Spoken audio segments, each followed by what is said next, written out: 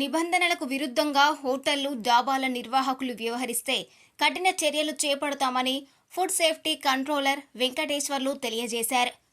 ఉమ్మడి నెల్లూరు జిల్లా నాయుడుపేటలోని పలు హోటళ్లు, డాబాలో municipal commissioner Janardhan Reddy, food safety అధికారి నర్మదాలతో కలిసి తనిఖీ నిర్వహించారు. ఈ సందర్భంగా పట్టణంలోని అమరావతి, తిరుమల హోటళ్లను సీజ్ చేశారు. పలు హోటల్లో, డాబాల్లో నిలువ ఉంచిన మాంసాన్ని బయటపడవేయించారు. ఈ సందర్భంగా ఫుడ్ సేఫ్టీ కంట్రోలర్ వెంకటేశ్వర్లు మాట్లాడుతూ ప్రతి ఒక్క హోటల్కు లైసెన్సులు, రిజిస్ట్రేషన్లు తప్పనిసరి అన్నారు. నిబంధనలకు విరుద్ధంగా వ్యవహరిస్తే హోటళ్లతో పాటు డాబాలను సీజ్ చేసి చర్యలు తీసుకుంటామన్నారు. ఆహార కల్తీ జరుగుతున్నట్లు గుర్తిస్తే సమాచారం అందించిన వెంటనే చర్యలు చేపడతామన్నారు.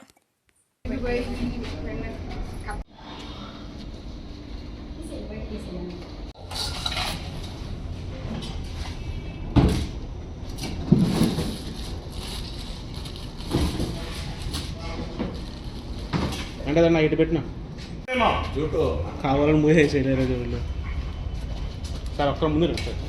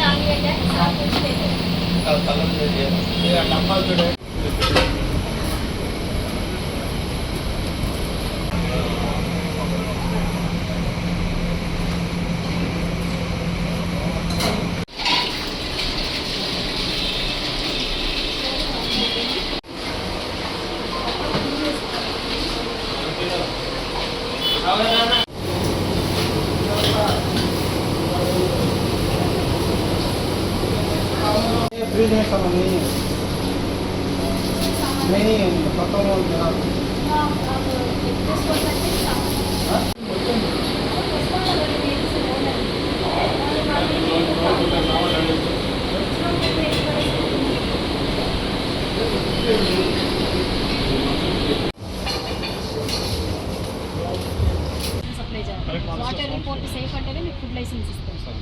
ఇమ్మీడియట్గా తీసుకోండి వీటిని.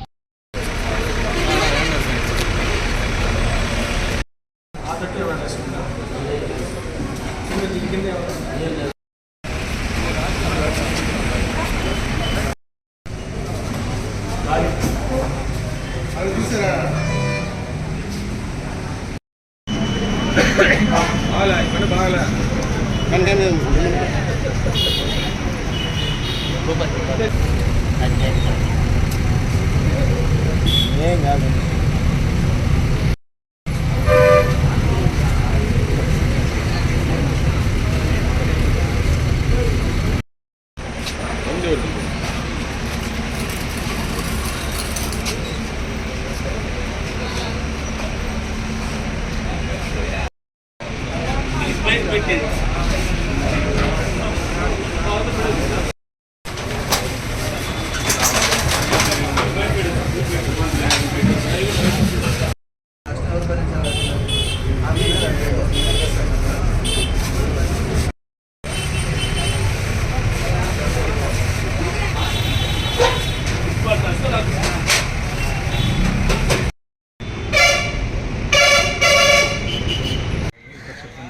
సేఫ్టీ డిపార్ట్మెంటు అన్ని నాయుడుపేటలో ఉన్నటువంటి హోటల్స్ని, డాబాని తనిఖీ చేయడం జరిగింది.